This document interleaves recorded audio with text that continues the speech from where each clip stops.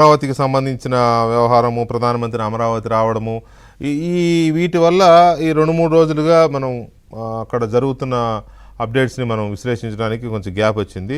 So ఈ 3 రోజుల developments కానీ లేకపోతే 2 డేస్ డెవలప్మెంట్స్ బేస్ చేసుకున్నప్పుడు మీ అబ్జర్వేషన్ ఏంటి? వార్ వస్తుంది అనే అంచనాల మీద, రాబోతోంది అనే అంచనాల మీద, పాక్ భయపడుతోంది అన్న వాస్తవం మీద మీ విశ్లేషణ ఏంటి? ఒకటి మెయిన్ థింగ్ ఏంటంటే మనం మర్చిపోకూడదు, ఇప్పుడు 77 సంవత్సరాలు ఈ వార్ జరుగుతూ ఉన్నది. 75 సంవత్సరాలు. అవును. యూరోప్ లో ఒక 600-700 సంవత్సరాల క్రితం 125 సంవత్సరాలు ఒక వార్ జరిగింది బ్రిటన్ అండ్ ఫ్రాన్స్ కి. నా వ్యూలో అంతవరకు వెళ్తాది, ఇది తగ్గదు. ఎందుకంటే మనకు వచ్చిన పరిస్థితి అలాంటిది.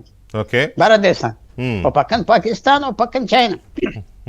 51 తర్వాత చైనా మన సరిహద్దులో వచ్చింది. 51 వరకు 1000 సంవత్సరాలు చైనాతో మనకు సంబంధం లేదు, టిబెట్ తోనే సంబంధం చక్కగా ఉండేది. సో ఈ వార్ అయిపోతుంది. వార్ టు ఎండ్ వార్స్ అంటే ఈ యుద్ధం బాగా చేసేస్తే ఇంకా పాకిస్తాన్ నలిగిపోతుంది అనుకోవటం కరెక్ట్ కాదేమో. అక్కడ మన మిలిటరీ అది వార్ టు ఎండ్ వార్స్ అనేది లేదు. భారతదేశం మనకి అందరికీ కోపంగా ఉన్నది, వాళ్ళు చేసింది.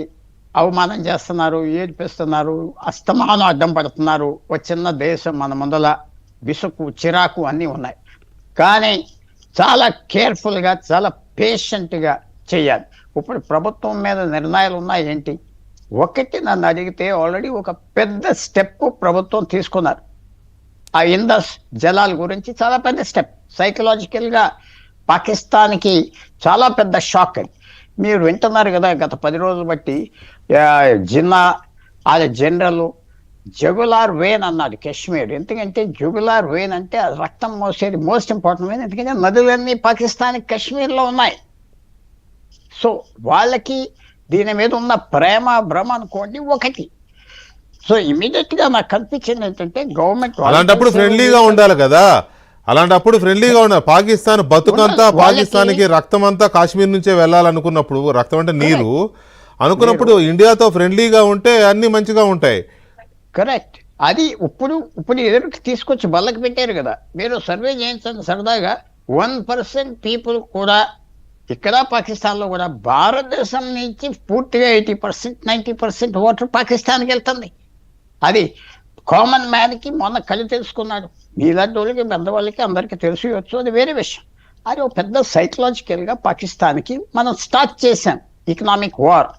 రెండో పాయింట్ ఏంటంటే గబగబా వార్లోకి వెళ్ళిపోతే నా వ్యూ తప్పని పెద్దల్లో ఎవరన్నా ఒప్పుకుంటా, వార్ ఎలా రిజల్ట్స్ వస్తాయో ఎవరు చెప్పలే.